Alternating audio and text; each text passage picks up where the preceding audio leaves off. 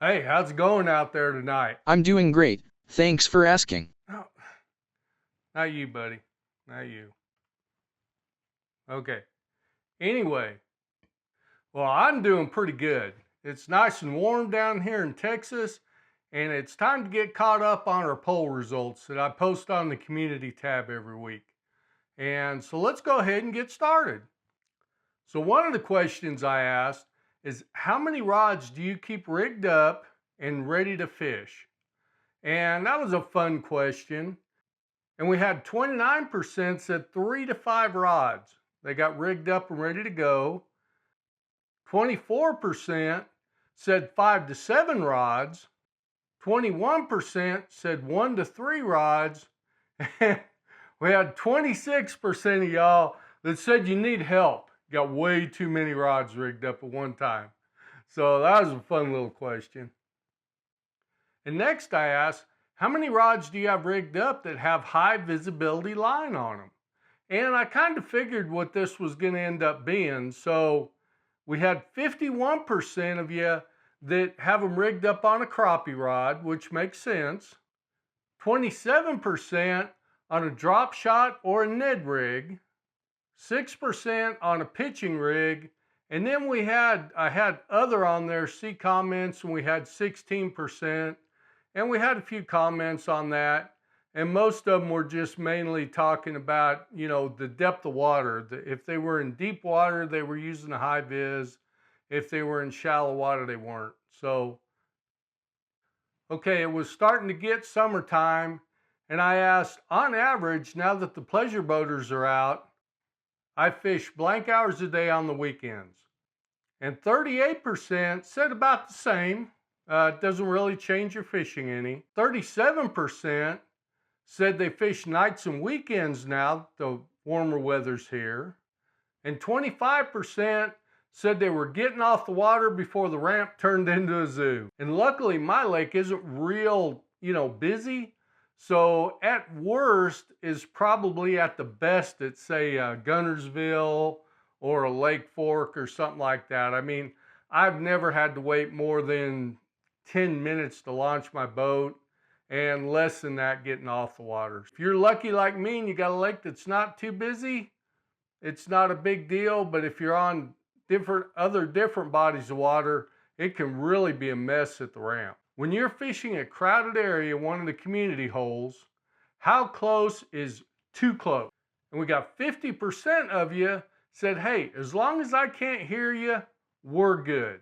So, if you're a quiet fisherman and you come up on somebody, and I know myself, I sometimes I'll look back behind me or off to one side and I'll see a boat that I feel is pretty close, and I'll get to talking to them, and heck, they've been there for 20 minutes. I just never saw them.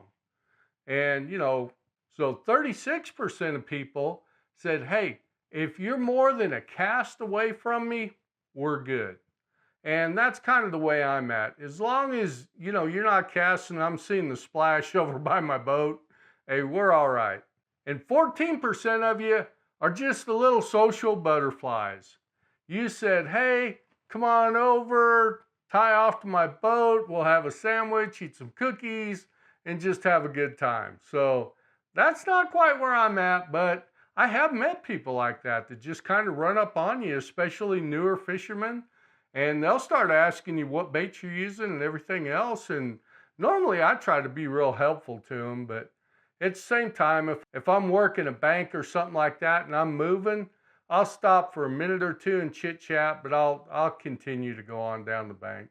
Okay, the next one I asked you, and it was a kind of a leading question.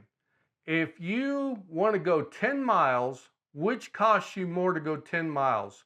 To run your boat 10 miles or to drive your truck to a ramp that's closer? And with the fuel prices, I know that can be a big deal for a lot of people.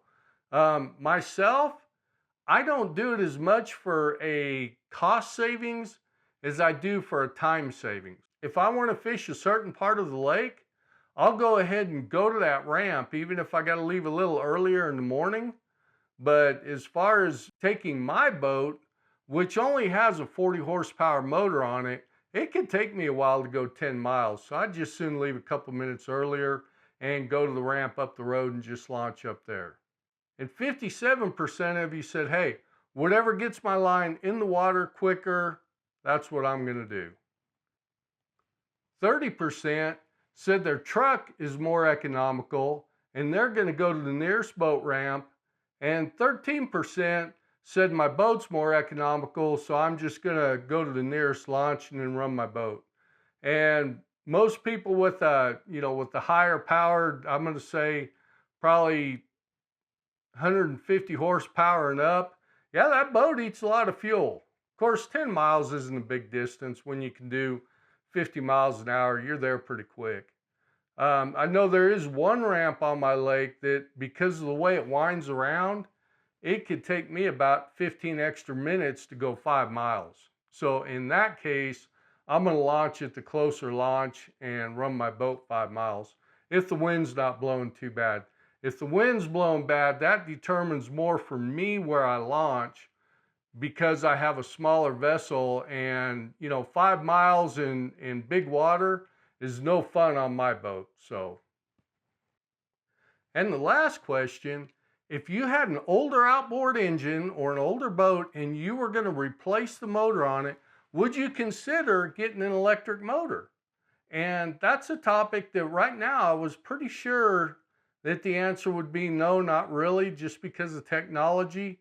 And 54% of the people did say that. Nah, not right now. It's just the technology's not out there yet. And then batteries are very expensive. But when I was at Redcrest, they had some 150 and 200 horsepower outboards on display that looked pretty neat, electric motors. And I'll tell you something about an electric motor. You want to get a whole shot? I don't know this for a fact. I haven't ridden in one, but I know if it's anything like a car, an electric motor delivers a tremendous amount of torque in a short period of time.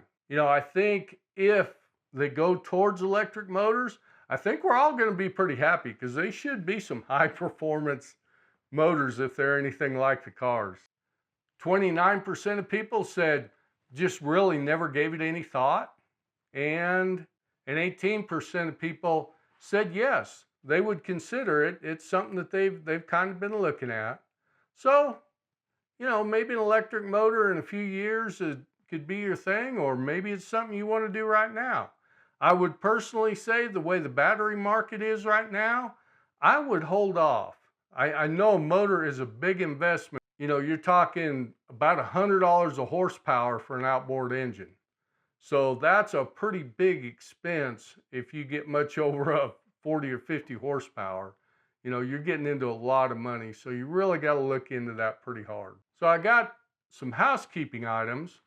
I got these new stickers made, and they're pretty neat. I like those, and I designed these.